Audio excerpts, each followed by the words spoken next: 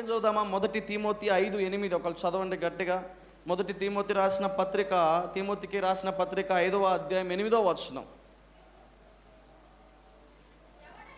ఎవడైనను స్వకీయులను విశేషముగా తన ఇంటి వారిని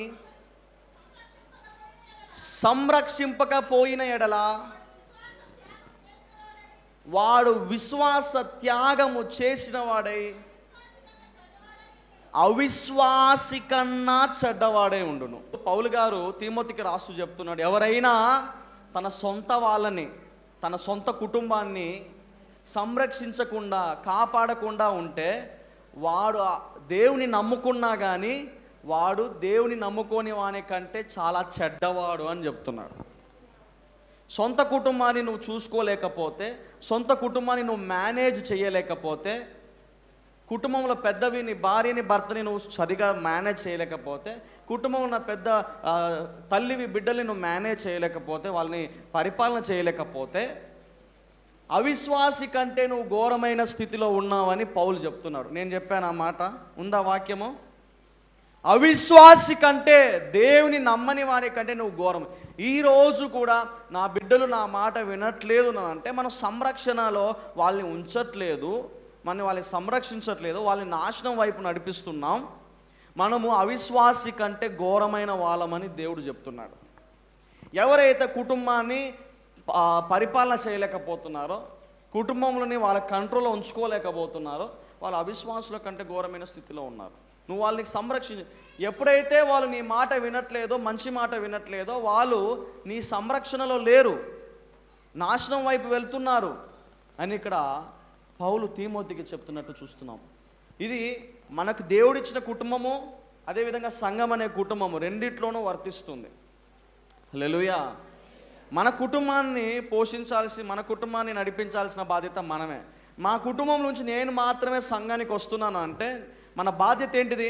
మన కుటుంబంలో ఉన్న వాళ్ళు ఎవ్వరు కూడా నరకానికి వెళ్ళకూడదు, నరకానికి వెళ్ళకుండా ఈ వాక్యం దానికి కూడా వర్తిస్తుంది.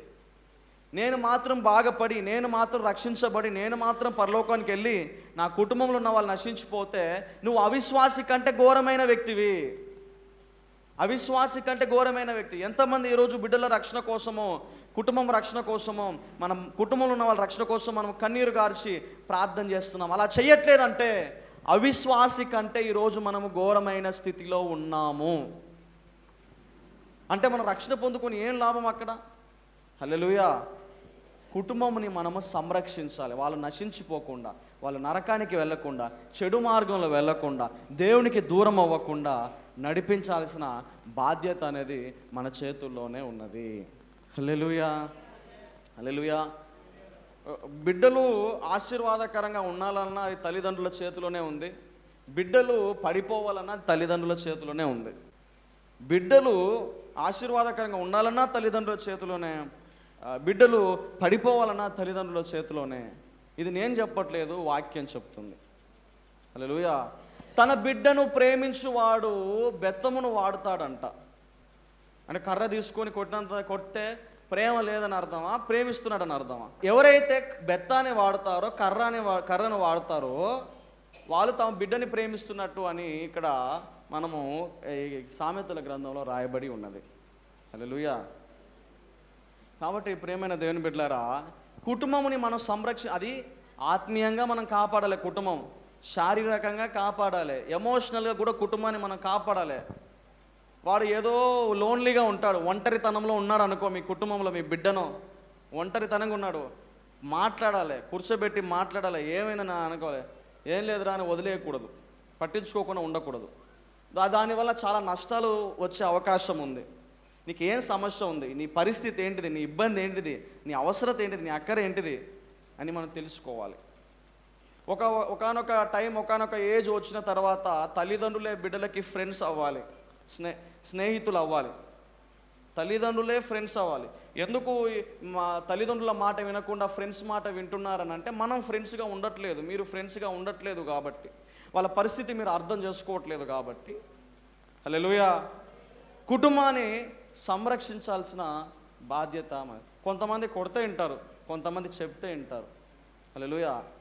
కొంతమంది మంచిగా మాట్లాడుతూ వింటారు. ఏ విధంగా అయినా కానీ వాళ్ళని సంరక్షించే బాధ్యత తల్లిదండ్రులదే.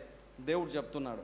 అలా నువ్వు సంరక్షించకపోతే అవిశ్వాసి కంటే నువ్వు ఘోరంగా ఉన్నావు అని దేవుడు చెప్తా ఉన్నాడు.